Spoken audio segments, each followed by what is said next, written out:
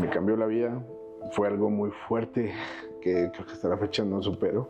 Fue un cambio completamente rotundo en lo que era mi experiencia de mi carrera y lo que yo quería hacer. De ese momento fue como de quiero dedicarme a prevenir este tipo de cosas.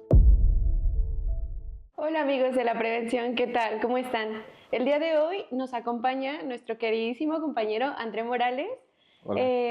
André, bienvenido, gracias por acompañarnos el día de hoy. Hola, buenos días, ¿cómo están? Muy bien, gracias. ¿Podrías presentarte? Claro. Informar? Bueno, mi nombre es André Morales, soy ingeniero geofísico de profesión y bueno, vamos a hablar hoy de lo que es protección civil, ¿no? Entonces, Así es. ¿cómo comienzo yo a inculcarme si soy ingeniero geofísico en todo esto de protección civil? Pues en un punto en que tal vez nos marcó a muchos mexicanos, que es el sismo del 19 de septiembre de 2017. Yo ahí tuve un punto de inflexión en todo lo que era mi formación para enfocarme en lo que es protección civil. Igual tengo 2 años ya con mi registro como responsable oficial de protección civil por la Ciudad de México y pues vamos a ir por más. Ok, perfecto. Entonces, ¿podrías decirnos que ese es el comienzo de tu carrera? Sí. Ok, muchas gracias. También, bueno, sabemos que organismos como la SINAPROC o la CENAPRED fueron creados después del sismo del 85, pero me gustaría saber qué errores clave se cometieron en la respuesta del incidente de 1985, que hoy siguen siendo relevantes. Ok, sí se crean después del sismo del 85, pero fue más por una cuestión de que en ese tiempo no le daban relevancia a este tipo de desastres porque no había ese tipo de experiencias. Recordemos que Protección Civil en México empieza justamente recuerdo 3 eventos importantes en México. Uno es el sismo de 1985, otro que tal vez a nosotros como jóvenes no nos tocó vivir, pero están los datos históricos, que es el desastre de San Juanico. Otro más, la erupción del volcán de Chichonal en Chiapas. Esos desastres que ocurrieron en México, pues enfocaron la creación de protección civil. ¿Por qué? Porque hay puntos que hasta la fecha siguen pasando, que es el que las autoridades no se coordinan, no tienen un buen desarrollo ante este tipo de emergencias, aparte de que les hacen falta a veces recursos. Y pues de ahí es como esa parte de lo que no se ha hecho bien. Otra parte es que no tenemos esa cultura de prevención todavía. Ok, sí, totalmente de acuerdo. Por ejemplo, después de 1985, que es el más marcado, el desastre más marcado, consideramos que marcó un antes y un después de la protección civil. Pero, por ejemplo, hay otro tipo de eventos, ya sea, por ejemplo, el COVID-19 o así. Bueno, en México, y no creo que solamente en México, creo que a nivel internacional, lo que es el COVID-19 marcó una pauta en la visión que teníamos, ¿no? Porque sí se tenía considerado todo este aspecto de lo sanitario ecológico, pero no creíamos que nos pudiera afectar tanto. Digo, antes del COVID ya nos había pasado y había tenido un buen manejo con lo del H1N1, pero nunca habíamos tenido algo como el COVID, ¿no? Que fue a escala global y fue muy, muy fuerte. Entonces, creo que de ahí nos genera un cambio importante. Y también otro aspecto que también tal vez no consideramos muchos, porque no ha pasado muy seguido aquí en México, pero creo que a nivel internacional uno de los problemas más fuertes que tuvo Estados Unidos del atentado fue algo que sí cambió la visión de la protección civil, no solamente en México, sino a nivel internacional. De hecho, los registros en aeropuertos y demás vienen derivados de esa parte. Entonces, desde 2001, 2019 y muchos van cambiando la perspectiva. Eso no es como que solamente sea uno, pero estos creo que han sido los más fuertes. Ok, muchas gracias.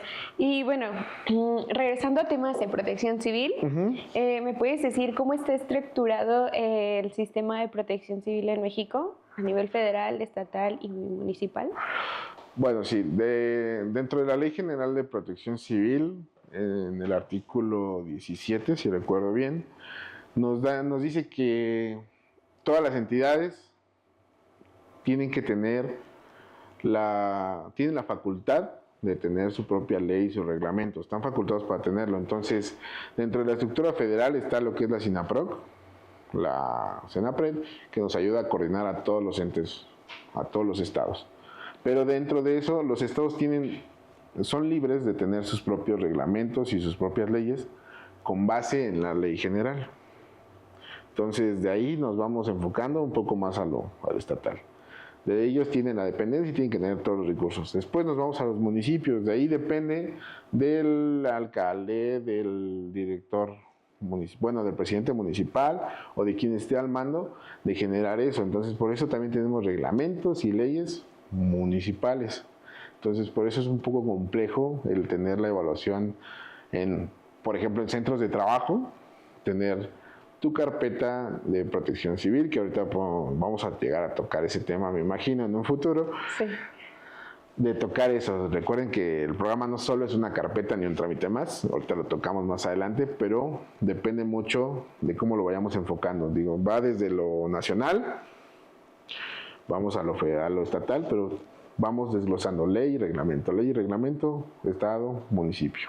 ¿De acuerdo? Entonces, de ahí dependen muchos factores de qué es lo que más te puede llegar a afectar muchas veces en los municipios o en los estados, que es cómo se enfoca las dependencias de protección civil.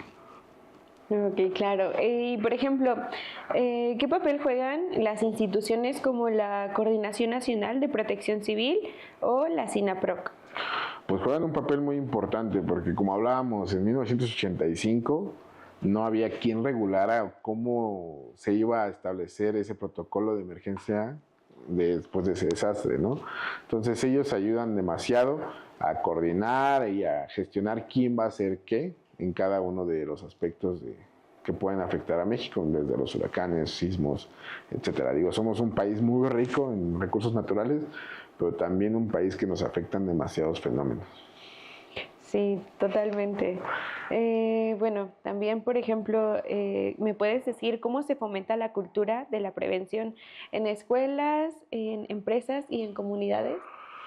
Ok, de ahí, pues, la cultura de prevención viene por parte de la Coordinación Nacional de Protección Civil. Recuerden que anualmente tenemos 2 macro simulacros en los que todos debemos de participar sí o sí. Desde ahí sí creo que se empieza a fomentar, no sé si recordemos de niños, siempre nos tocó de que, ya sabemos que va a haber un simulacro el 19 de septiembre, hay que estar preparados. Sí. Creo que desde ahí comenzamos con ese aspecto de la prevención, a enfocarlo. Y nos ayuda justamente la Coordinación Nacional al fomentar este tipo de cosas. También importante recalcar que no solamente es para ciertas comunidades como las ciudades o los que estamos ahí siendo afectados, ¿no? También las comunidades rurales son muy importantes. De hecho, es uno de los aspectos más importantes que deben de tomar en cuenta la Secretaría y todo, y sí lo toman en cuenta. De hecho, si se meten a la página de la Secretaría, pueden encontrar todos los documentos que gusten de prevención de incendios, prevención, qué hacer en caso de sismo, qué hacer en caso de huracanes, todos traducidos a los diferentes lenguajes que se hablan en nuestro país, desde el náhuatl hasta zapoteco. Ok, sí. Y, por ejemplo, ¿a ti te ha tocado fomentar como esa cultura? Porque me parece que habían ido, ¿no? Como una plática en una escuela. Sí, casi ya tiene un año que hicimos unas pequeñas capacitaciones en una escuela que tenemos justo enfrente de nuestro centro de trabajo. Justamente queríamos participar y fomentar esa cultura de la prevención en los niños, que es lo más importante. Creo que tener esa cultura desde niños nos ayuda justamente a no recaer en malas prácticas que a veces tenemos, ¿no? Nos fuimos a capacitarlos para que entendieran lo que es el fuego y qué hacer en caso de un incendio, ¿no? Y digo, creíamos que iba a ser algo fácil porque nos encargamos justamente de capacitar a personas adultas, pero es completamente distinto. Fue un reto, sí, y la verdad creo que lo logramos bien. Fue una experiencia muy bonita. Y además de eso les dimos otra capacitación de primeros auxilios. Entonces, ¿qué deben de hacer los niños en esos casos, ¿no? ¿A quién deben de llamar? Por ejemplo, muchas veces en las capacitaciones decimos que no hay que llamar al 911. Sé que está enfocada en adultos, pero también hay que inculcarles a que todas esas enseñanzas, eso que le estamos enseñando en esas capacitaciones, no solo lo enfoquen a su centro de trabajo, sino también hay que llevarlo a casa. Digo, esto no se queda solamente en nuestro centro de trabajo, sino también lo puedo aplicar en mi casa.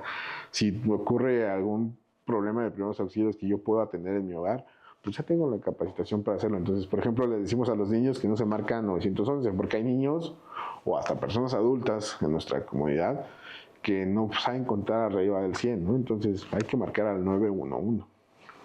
¿Fácil para todos? Sí, sí, sí. Claro.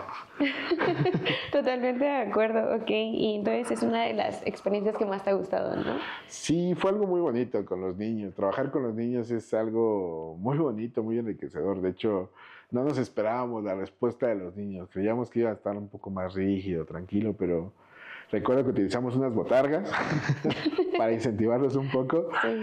Pero pues es parte de todo esto del show, ¿no? De hacerlos entender y todo, que también ellos se pueden lastimar si no toman sus debidas precauciones.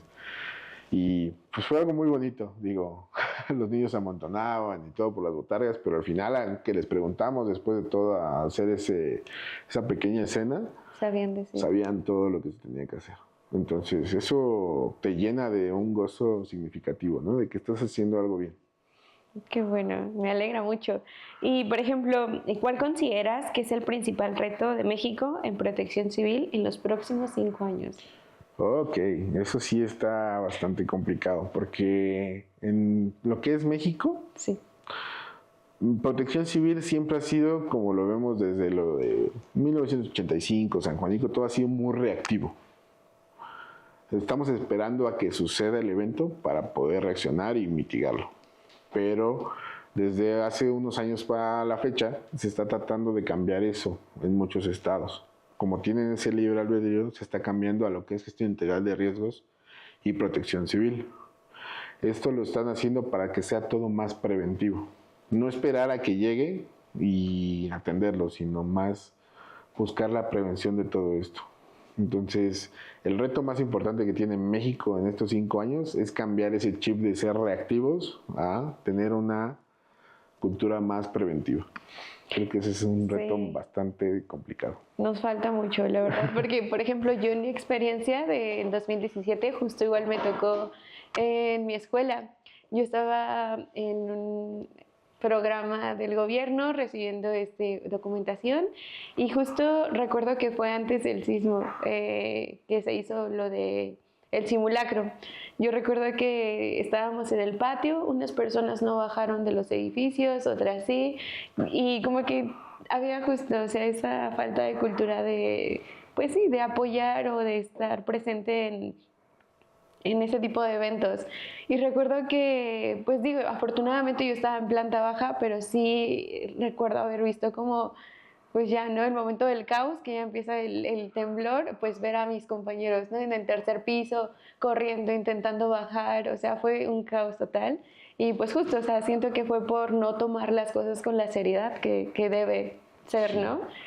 Pero pues sí. Sí, claro, de hecho, ese es un punto importante que es lo que te digo, cambiar ese chip de ser reactivo a lo preventivo. Justamente lo vemos desde los simulacros, como lo comentas. Hacemos un simulacro hasta en nuestro propio centro de trabajo y todos salen caminando, jugando, platicando, se ponen a jugar en el Buscan su teléfono antes de irse. Ajá, se van a la tienda y regresan. Es que me están haciendo perder el tiempo aquí con estas cosas. Pues realmente no es el punto, ¿no? El punto es que se cambie esa forma de pensar de que lo hacemos más por quitar el tiempo. No, en realidad es por prevenir y por salvar vidas. Pues, a un simulacro sonará extraordinario, pero te puede ayudar a salvar las vidas de tus compañeros. Ya eso no, saber cómo actuar en ese tipo de eventos ayuda demasiado. Sí, totalmente. Mencionaste que hay vivencias que tuviste en el sismo del 17. Sí, claro. ¿Podrías comentarnos? Bueno, ¿Cuáles serían? Sí, de hecho fue una vivencia un poco fuerte, pero justamente en el sismo del 19, recordando, yo estaba tomando clase en el tercer piso del edificio B de la Facultad de Ingeniería ahí en Ciudad Universitaria. El sismo se sintió muy fuerte ahí en Ciudad Universitaria. Entonces nosotros, con el perfil que tenemos de geólogos o geofísicos, sabemos que en este punto, en este lapso del suelo que hay, el tipo de suelo que hay en Ciudad Universitaria, por cómo se sintió ese sismo, sabíamos que algo había ocurrido en la Ciudad de México, sí o sí.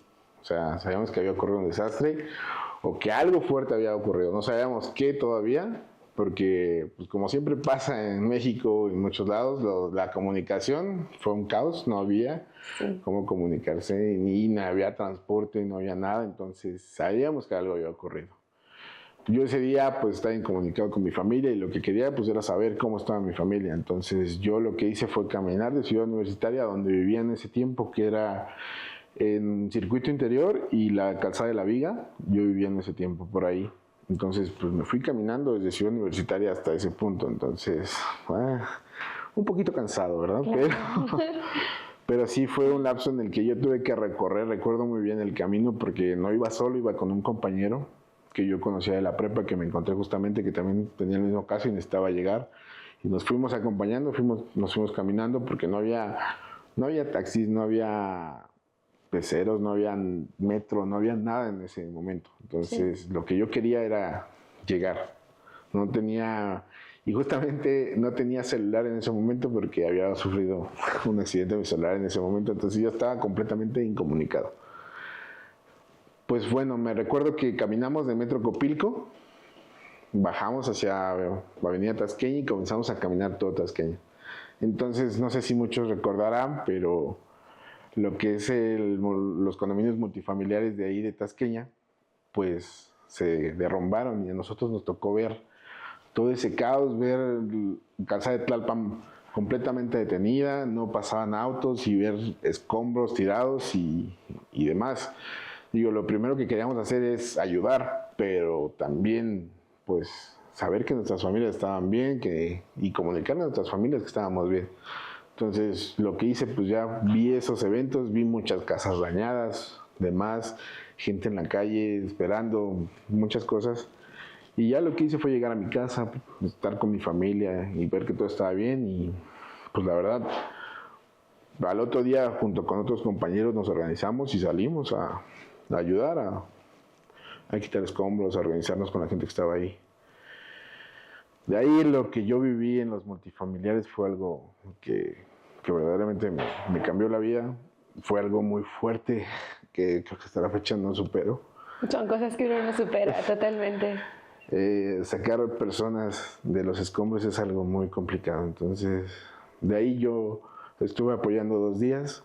No soporté ese tipo de experiencia, la verdad. Y decidí pues regresar a los estudios porque algo sorprendente que sí también me quedó marcado es que la universidad no paró,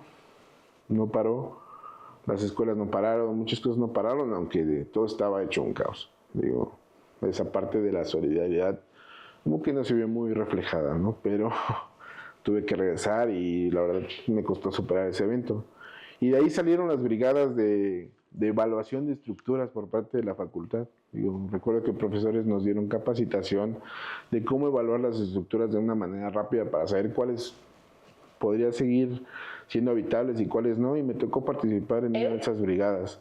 Entonces, pues ya, de ahí fuimos a esa parte, a algunas colonias en Tláhuac, a evaluar estructuras, y otra vivencia también fuerte, el decirle a la familia que no puede regresar a su hogar, es otra parte muy fuerte. Digo, por eso digo que el sismo del 19 para mí fue un cambio completamente rotundo en lo que era mi experiencia de mi carrera y lo que yo quería hacer. De ese momento fue como de quiero dedicarme a prevenir este tipo de cosas, y se enfocaron mis materias de ahí en adelante de algunas opciones que yo tenía, que fue en gestión de riesgos geológicos, en cuestiones de meteorología, climatología, un poco más enfocado a buscar cómo prevenir todos estos desastres que se presentan en nuestro país hasta la fecha. Y nunca van a dejar de existir, ¿no? Sí, pero claro. Bueno, hablando de justo el sismo del 2017, siento que fue diferente a otros tipos de sismos. Digo, antes no había tanta tecnología, tanta comunicación. Entonces, por ejemplo, ¿tú qué piensas o cuál piensas que es el papel de las tecnologías como la IA o las redes sociales para las emergencias, justamente? Ok, en este aspecto sí es importante, creo yo, porque por ejemplo, recordando justamente el sismo de 2017, las redes sociales fue un punto de apoyo en muchos aspectos, ¿no? Sí. Como para pedir ayuda, pedir recursos, buscar a personas que no estaban todavía con sus familiares, localizarlas y demás, pero es un arma de doble filo, porque también están las personas que generan esa desinformación a través de redes sociales, como de que los sismos se pueden predecir. Recuerden, los sismos, chicos, no se pueden predecir hasta la fecha. Entonces, son cosas que sí pueden ayudarnos, pero pueden ser un arma de doble filo. Solamente sí enfocándolo bien, por ejemplo, en redes sociales, lo que nos comuniquen entidades como escuelas con prestigio, la Universidad Nacional Autónoma de México, Politécnico, Tecnológico de Monterrey, etcétera, todos los que sean centros de estudio que nos pueden dar una base científica, hay que pues hacer caso a las publicaciones que nos comenten. O también tenemos por parte de las autoridades como la ENAPROC, la CENAPRED, la SINAPROC, algunas secretarías de gestión integral de riesgos como la de la Ciudad de México, que te pueden comunicar cosas que sí te van a ayudar a prevenir ciertas cosas, pero también no caigamos en la desinformación como en algunas personas que comunican en redes sociales. Sí, totalmente. Bueno, y hablando de justo las empresas, ¿cuál es el error más común que ves en protección civil en empresas? Ok, de las empresas. Uno de los puntos más comunes que vemos es que algo que hacemos nosotros en protección civil son los programas internos. Y las empresas lo tratan como si fuera un trámite más. O sea, una carpeta más, un trámite más y hay que liberarlo y se tiene que hacer de manera anual. Recordemos que el programa interno pues no es nada más una carpeta, es un programa de trabajo que nos va a ayudar justamente a prevenir todo ese tipo de desastres. Y los desastres pues se traducen en dinero para las empresas. Entonces, creo que uno de los errores más comunes dentro de las empresas es tratarlo como un trámite más, cuando no es eso. Ok, entonces ese es el error más común. Sí, es el error más común, tratarlo así y no darle la seriedad que se merece. Digo, muchos lo ven como un trámite meramente, una carpeta más, pero en realidad te lo puedo decir con datos. Por ejemplo, con Otis, el sector hotelero perdió millones de pesos que se hubieran podido evitar si tuviera un plan de trabajo, como lo son las carpetas, para poder prevenir ese tipo de eventos. ¿Sabes que te puede afectar un huracán? Bueno, por ejemplo, en la carpeta hacemos un programa de trabajo para poder prevenir, por ejemplo, que las ventanas estallen y dañen al personal, tener las rutas de evacuación sin obstrucción, etcétera. O sea, son muchos planes de trabajo que se generan dentro de la carpeta para poder mitigar ese tipo de desastres. Y las empresas a veces no le dan esa seriedad. Sí, me ha tocado. Pero en muchos lados eso, la verdad. Bueno, y por ejemplo, si en un negocio no tiene su programa interno de protección civil, ¿qué riesgos legales y económicos se enfrenta?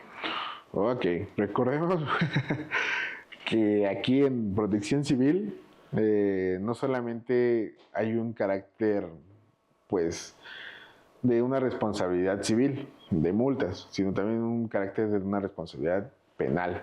Entonces, al no tener una carpeta, lo que estás haciendo es, pues, no administrar el riesgo de tu empresa y estás poniendo en riesgo a la vida de las personas que tienes en tu centro de trabajo. Entonces, puede haber repercusiones desde multas, por ejemplo, en la Ciudad de México, desde 1,000 a 5,000 UMAS, por no tener justamente ese programa de trabajo del que hablamos, que es la carpeta de protección civil. O, por ejemplo, ya dependiendo de lo que haya ocurrido, un juez lo determinará, puede ser hasta cárcel para el representante legal de la empresa. Ok, ¿te ha tocado visitar empresas que no tengan justamente su programa interno? Sí, justamente. ¿O lo tengan incompleto? Nada, sí nos ha tocado. Desde que no tienen su programa hasta que lo tienen y hay que complementar, porque muchas veces tienen su carpeta, pero la tienen ahí de años y no la han actualizado jamás. Que nunca cambia eso.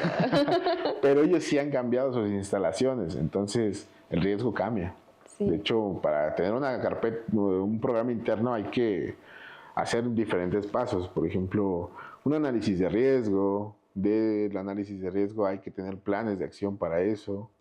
Hay que tener un plan de contingencias, hay que tener un plan de continuidad de operaciones dentro de eso. Por eso hablaba más que ser una carpeta, es un programa de trabajo. Porque muchas veces hasta muchas empresas tampoco consideran lo último, que es el plan de continuidad de operaciones. Y eso se vio mucho, por ejemplo, en COVID. ¿Sabes qué? Ya no pueden venir al centro de trabajo. ¿Qué hago? No sabían qué hacer. Y hasta el momento, por ejemplo, muchas empresas no saben qué hacer. Si su empresa, esperemos que nunca pase, se incendia o se caiga por un sismo, etcétera, no saben qué hacer. No saben cómo lo van a continuar operando. Entonces eso puede ser muy grave para las empresas. Desde una mala imagen hasta pérdidas económicas grandes. Entonces ahí sí está complicado el asunto. Sí. Y bueno, o sea, por ejemplo, de lo que tú mencionas, y supongo que debe haber más, ¿qué debe tener como mínimo un plan de protección civil para cumplir la ley?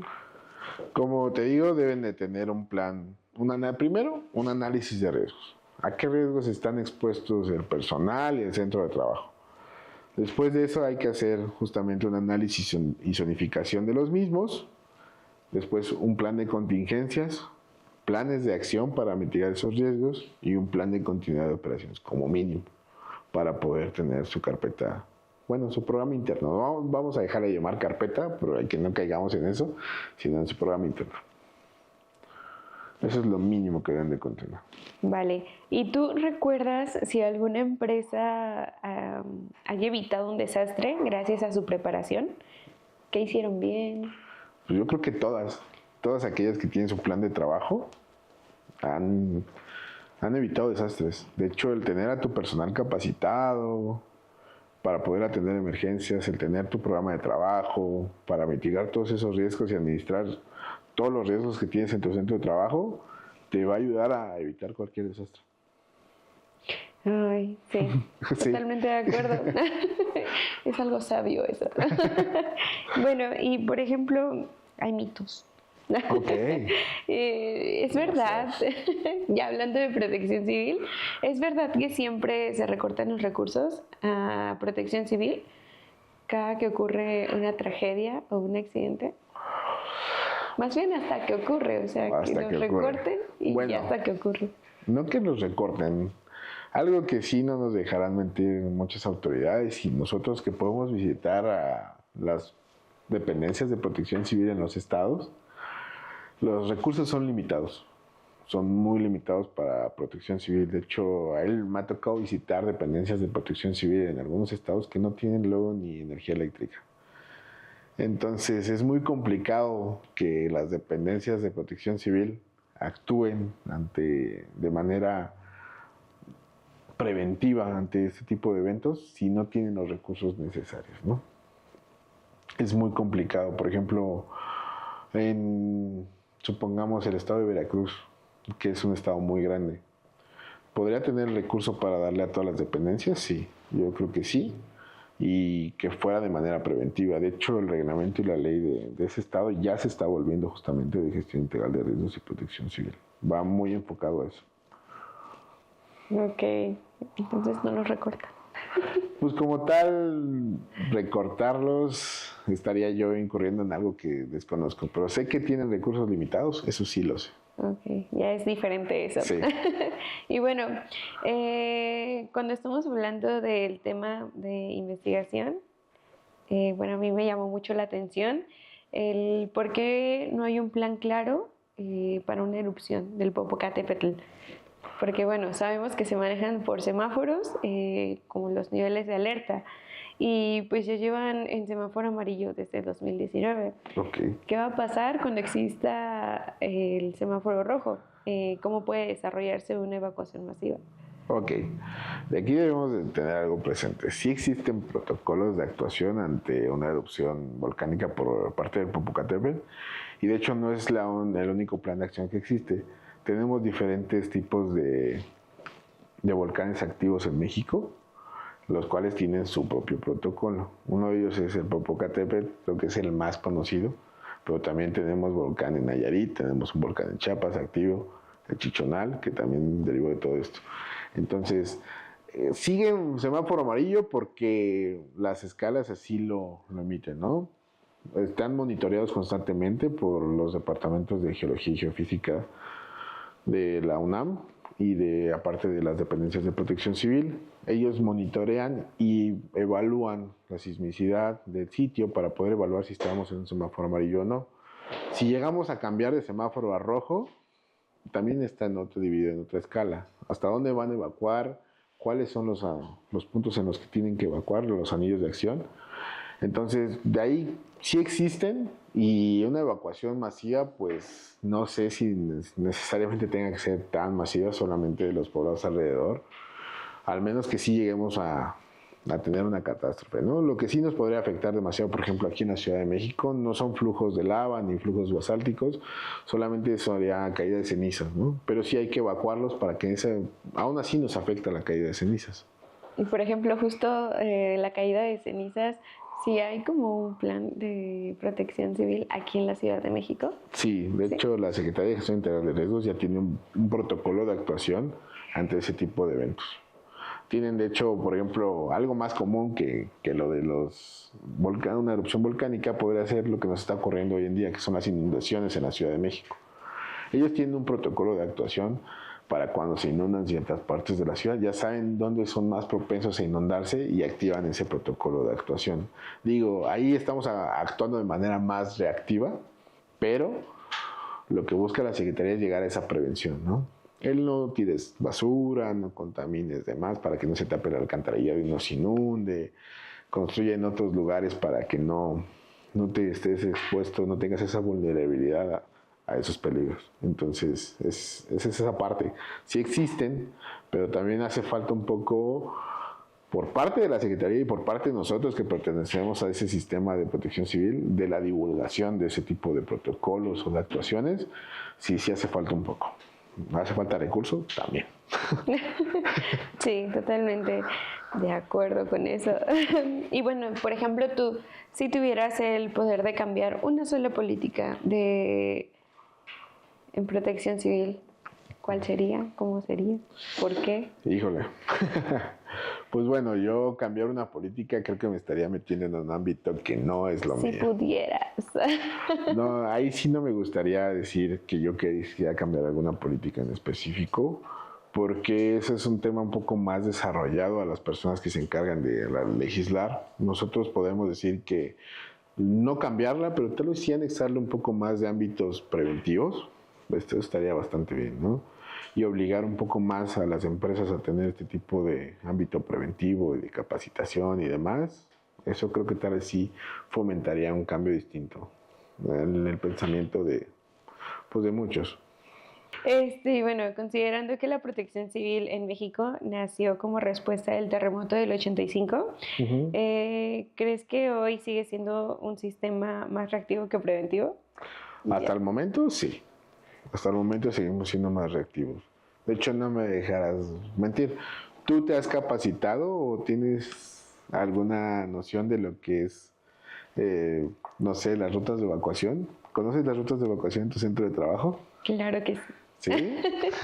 Pero Okay. bueno, o sea, yo de 3 años que llevo, el primer año sí, como que fue, pues sí, más limitante porque yo estaba en una ruta como más accesible, o sea, yo nada más me paraba y salía. Okay. Y ahorita, por ejemplo, ya me ha tocado, creo que el año pasado, que igual hubo un evento, un simulacro creo que fue, yo estaba a punto de comer y me quedé como, estoy hasta arriba, ¿por dónde me voy? Entonces sí, justo. Pero ya después de eso ya nos hicieron bien el plan y ya sabemos. Ya sabemos. Pero por ejemplo en otros trabajos sí, totalmente en blanco, el instinto te guía. De hecho, sí, justamente actúas más por instinto que por otra cosa. El mexicano está enfocado en lo hago y ya en modo, ¿no? Pero, por ejemplo, muchas veces llegamos a un nuevo centro de trabajo y ¿qué haces? No dices nada. No preguntas, oye, ¿dónde está tu salida de emergencia? ¿Hacia dónde me dirijo si ocurre una emergencia? ¿Quiénes son tus brigadistas, por ejemplo? Deben de estar identificados en Ciudad de México, Estado de México. En muchos estados te piden que deben de estar identificados ante cualquier emergencia. ¿Por qué no tenemos esa cultura de preguntar ese tipo de aspectos y que se nos debería de hacer algo del día a día, preguntar, oye, ¿dónde está tu ruta de evacuación cuando visitamos un nuevo centro de trabajo? O si no preguntar, saberlos identificar, ¿no? Existe señalización que nos va a guiar hacia el punto más seguro. Esa parte creo que nos está faltando demasiado. Totalmente, sí, ahora que lo mencionas, sí. Yo creo que incluso no solo en el trabajo identificar estas rutas, sino que en el día a día, por ejemplo, no sé, vas a un centro comercial, a una plaza o algo así, porque pues también ha pasado, ¿no? Que sí ha habido ciertos accidentes en las... Claro, y por ejemplo también de cambiar ese chip de que, es lo que te comentaba hace un rato, de cambiar ese chip de solo dejarlo para el centro de trabajo, sino también, por ejemplo, si estás en un lugar y nadie sabe utilizar un extintor y tú lo sabes utilizar, amigo, salva el establecimiento, salva las vías que están ahí. Lo puedes hacer, entonces es cambiar eso. Por ejemplo, también muchas veces en nuestro país no tenemos esa cultura, pero por ejemplo, le quiero preguntar aquí a Retap, ¿quién tiene un extintor en su casa? Yo no. ¿No? Nadie. Muy chiquito. ¿Tienes un extintor tú, Re? No. Ok, y creo que es importante, ¿no? Esa parte de tener un extintor en casa nos ayuda a prevenir, por ejemplo, lo más común, un pequeño incendio en nuestra cocina, o lo más común que hacen nuestras madres o que hacemos nosotros, siempre dejar velas encendidas. Y no tenemos ni siquiera un método que nos pueda ayudar a extinguir ese tipo de riesgos que tenemos en nuestro hogar. Ay, sí, me estás haciendo reflexionar bastante con esto. Pues sí, bueno, no sé, sí he escuchado muchísimas noticias, no solo de velas, sino pues fallas eléctricas. También, digo, a veces se pueden prevenir, a veces no, pero creo que se dan más en Navidad, sí. Como los arbolitos de Navidad. Sí, justo, y no tenemos esa cultura. Lo que más recuerdo, por ejemplo, una Navidad en mi casa de que tenían un enchufe conectados como 20 series de Navidad y Casual. no pasa nada, ¿no? No sabemos ni siquiera si puede ocurrir un corto. No, si todo eso puede ocurrir así en cuestión de segundos y no tenemos un método que nos ayude no solo a salvar, digamos, el arbolito, ¿no? Sino a salvar nuestro patrimonio, que es nuestro hogar, ¿no? Digo, si se quema, ¿qué vas a hacer? Sí, totalmente. Bueno, ¿y qué extintor recomiendas tú que las personas deberían tener en casa? Bueno, en casa yo recomendaría PQS porque es el más económico y te ayuda a extinguir 3 tipos de fuego. Tipo clase A, que son todos los que maderas, plásticos, etcétera, que se dejen, todo lo que deje ceniza es fuego tipo clase A. Clase B son los líquidos combustibles como gasolina. Y me preguntarás, ¿gasolina en la casa en dónde? Pues muchas veces tenemos auto y no lo consideramos como ese fuego, ese punto de donde puede iniciarse el fuego, ¿no? Algunos aceites y demás. Digo, ya si lo queremos enfocado a nuestra cocina, sí tendríamos que ser algo más específico como un extintor tipo K, porque los aceites de cocina reaccionan muy distinto. Entonces, pero yo lo que les recomiendo es siempre tener un extintor de PQS o SO2, les va a ayudar ante cualquier conato de incendio. Deberían comentarnos si tienen un extintor en casa, porque al menos yo no. Pero también el staff, un compañero mencionó que tienen el carro. ¿También es necesario o...? Es necesario porque no sabemos en qué momento puede llegar a fallar nuestro automóvil, ¿no? Sí. Va circulando muchas veces y puede haber un cortocircuito que no has visto dentro de tu auto, un mal funcionamiento. Por ejemplo, recuerdo la anécdota de un compañero que perdió un auto justamente de esa forma, ¿no? Que tuvo un cortocircuito, y lo conocerás bien tú. Tuvo un cortocircuito en su automóvil, se prendió el tablero y fue pérdida total. No tuvo cómo apagarlo, no tenía nada para apagarlo en ese momento. Y no solo perdió el auto, sino perdió todo el patrimonio que tenía dentro del automóvil. Sí. Y sí fue feo. Yo creo que recuperarte de eso es complicado en estos momentos. Sí, no, sí. Tenemos que ser más preventivos entonces, chicos, recuérdenlo. Reactivos no, por favor. Y bueno, justo retomando el tema de el sistema de protección civil, que sigue siendo como reactivo. ¿Tú por qué piensas que eso? ¿Cuáles son como las principales causas? ¿La falta de voluntad, limitantes técnicas o no sé, los mecanismos de emergencia? No, yo creo que las los entes de protección civil sigan siendo reactivos es muchas veces por parte de que muchas veces no tienen ni capacitación. Nos tocó ir a visitar un cuerpo de bomberos, el cual orgullosamente nos decía que se había metido a rescatar a unos policías de un espacio confinado solamente con unos paliacates, ¿no? Entonces, en ese caso te das cuenta que no tienen la capacitación necesaria, o muchas veces son los que ya no caben en otro sitio y hubo cambio de gobierno y los mandan por allá porque no los pueden correr o los tienen que mandar para allá. Entonces, muchas veces no tienen la capacitación necesaria ni esa expertise técnica para atender las emergencias. Entonces, se vuelven más reactivos, más al yo sé hacerlo de esta forma y lo hago así, en vez de tener una capacitación más enfocada a todo esto. Digo, también desde la parte reactiva, muchas veces no son reactivos, pero no lo saben tratar, ¿no? Entonces también hay que mejor enfocarlo a lo preventivo que a lo reactivo. Sí, sí, sí. Pues no sé si quieras agregar algo más acerca de justo la protección civil para... Pues sí, solamente ya para cerrar me gustaría cerrar todo esto con por favor, pensemos justamente en la prevención y no enfoquémonos en lo reactivo, sino hay que ser preventivos justamente desde nuestros hogares, pensar justamente en el qué va a suceder si no hago ciertas cosas. Entonces, recuerden que protección civil no solamente es centros de trabajo, escuelas, sino es el día a día. Entonces, y ya no solamente es protección civil, recuerden que ya estamos en esa transición a gestión integral de riesgos. Entonces hay que volvernos más preventivos y tener esa visión.